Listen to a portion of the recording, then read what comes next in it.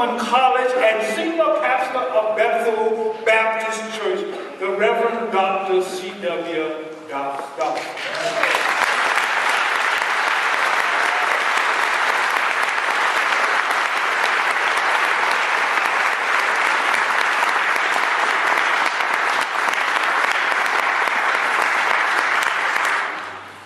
Thank you very much for your warm welcome. It's good to be back in Colorado Springs. However, I had forgotten that the air is a little thin here.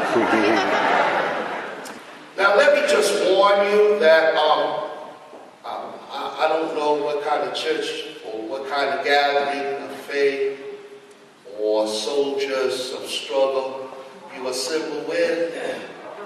But if I happen to raise my voice or move my body in a manner you are unaccustomed to, I just want to let you know I'm not having a fit. It's just that I grew up around people who said that anything worth doing ought to be done with passion.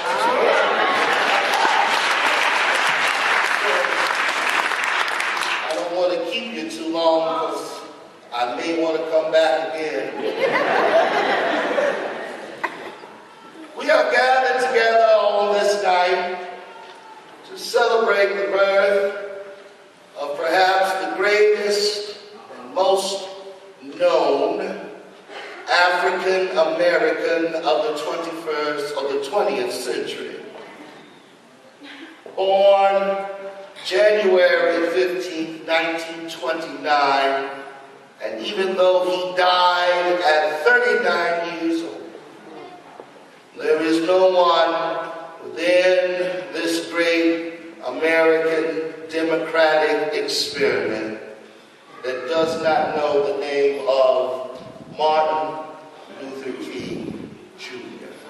The first purpose for us gathering is that Martin, when I think about the message of Dr. King, it reminds me my purpose of coming here today is to remind myself and for us to remind one another that the struggle for justice and equality and freedom is not over till it's over.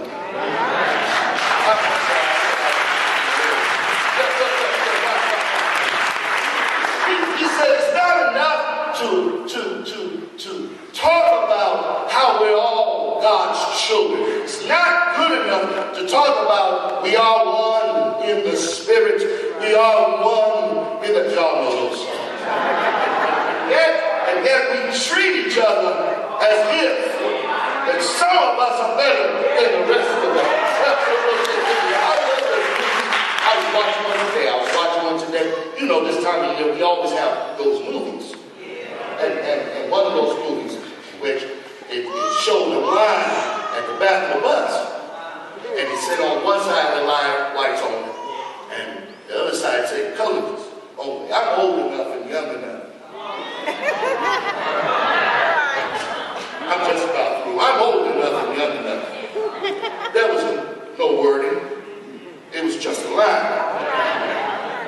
You knew you couldn't sit on that side. And the problem was that you had committed to a thinking that said that it was all right to draw the line. I was sitting on the bus, I was sitting on the plane with my wife, and we were on our way here. Martin reminded us, it's not over until every person is seen as an equal in this society. It is not over until this country lives with a sense of commitment to its declaration of independence and its constitution. It is not over just because Barack Obama is president. It's not over. It's over. I listened to a presidential candidate tell me the other day that if I questioned how the distribution of funds and property and wealth in this country, if I have the audacity and unmitigated gall to ask a question about how come rich are getting richer and poor are getting poorer, how come you can be Anglo and you can pay your mortgage for 15 years and still get put out of your house because the bank said you got to go? How come you can be Latino and you can work on a farm and they keep your papers and treat you like a slave? How come the number one slavery in America is still the penitentiary? They're working for $1 a day, and because of privatization and a profit off of you, how come? You told me, you said that anybody who asks those questions are just working out of a politic of envy.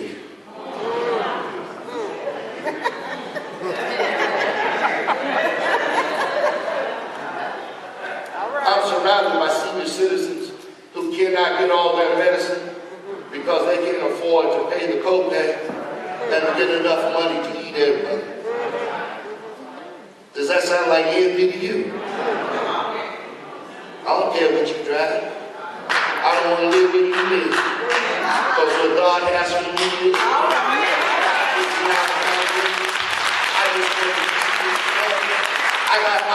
I still have women who are just as smart, who work just as hard, but still get paid less.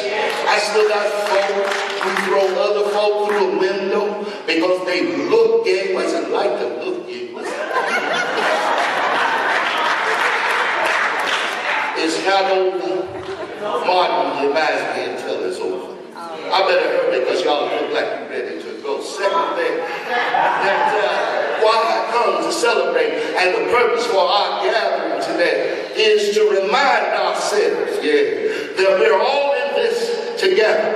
Listen, Martin talked about the fact that there was an interconnectedness that all of us, whether we live in the United States or in the Sahel or in Norway or in Latin America, we're all connected together. Listen, all of us have been affected by a world economy. All of us have to wonder whether our children and our grandchildren and our great-grandchildren will have fresh water. All of us have to realize that what happens in Colorado affects what happens in Florida. Nobody's in. We're all of us have hopes and dreams. And all of us have gone through some crime nights and some stabbing days. All of us are connected to one another. And so since we all connected, since all of us started in Africa anyway,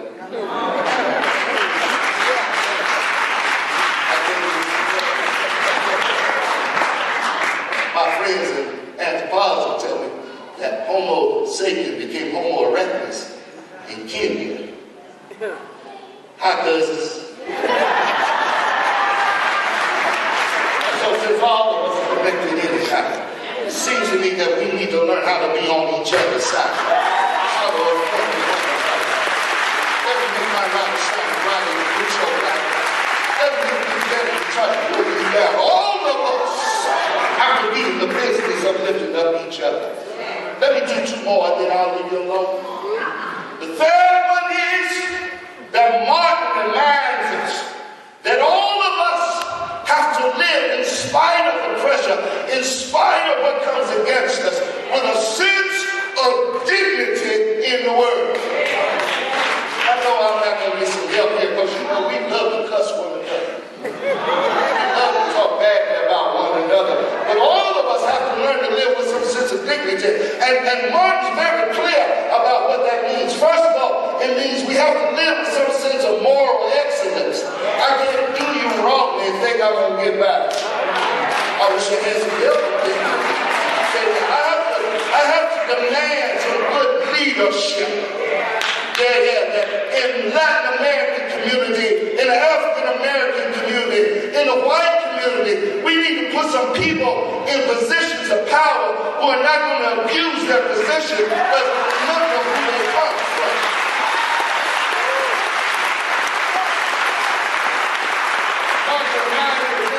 Johnson, it's not enough for you just to be the president.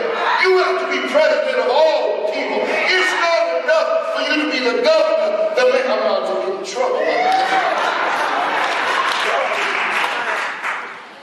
It reminds us that you cannot win with violence. A soul force demands non-violent direct action. You can knock me down, but you can't get rid of me. Let me do this with you and how out of this very quickly. My mother and father took me to the march in Skokie. Y'all remember that was the one in Illinois that was a failure, some people say.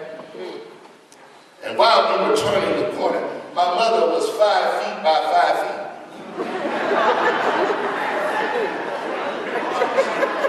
She and her friends would brag about that. They would say, no, nothing won't a bone but a dog. I wish I had some help in this. My mother was getting ready for the march. They had practiced non-violent direct action techniques, and my mother had gone to get her hair done. Because every black woman of worth, if you're going to be in a march, you're going to look good. Can I get some help? Somebody here? Yeah. And so my father marched closest to the crowd. They put me in the middle and my mother on this end. And we're walking, and I can hear him singing, I'm little, but I'm not stupid. And I can hear them say, we shall overcome. We shall overcome something. My mother had a beautiful voice. My mother was singing. And as we turned the corner, some haters, some racist, self-righteous haters were up on the roof. And they had filled buckets with urine and feces.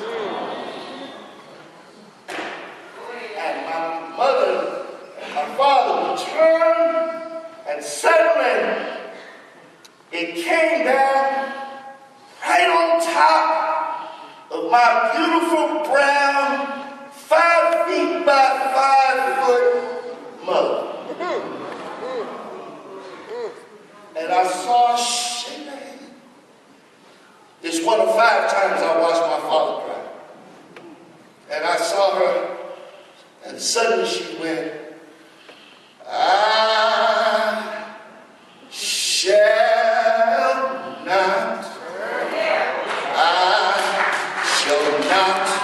be moved.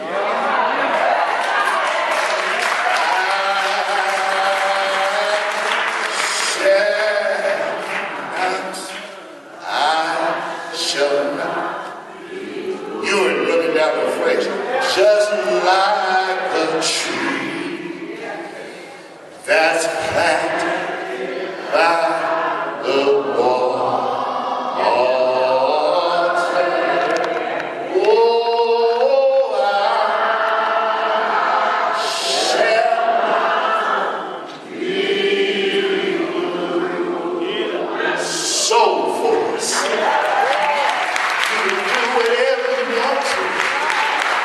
I'm not going to let you make me denigrate myself. I'm going to pull my pants up, take that gold out of my mouth, because I know who I am. I am a child of dignity.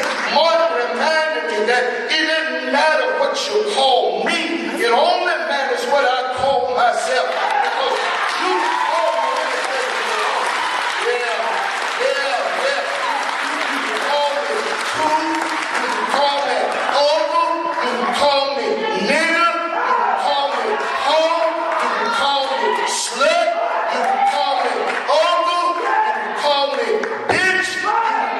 Whatever you want to call me, but I know my name.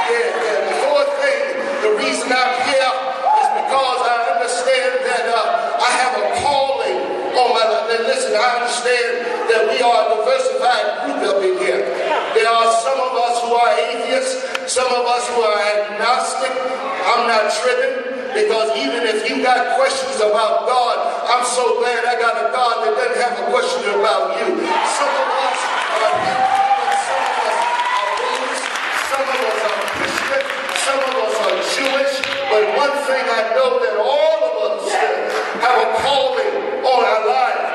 Our calling is to stand against injustice. Our calling is to make something fundamentally new. Listen, when I was a boy, I grew up in a community. They used to sing, a charge to keep our hand and a God to glorify. And I'm here to tell you that the God who calls on our life in order to make America be the America of the land of the free and the home of the brave. That God is not the God of Western European rational abstraction. It is not Paul Tillich's ground of being, but instead it's the God of my weary years and the God of my silent tears. The God who has brought us thus far along the way.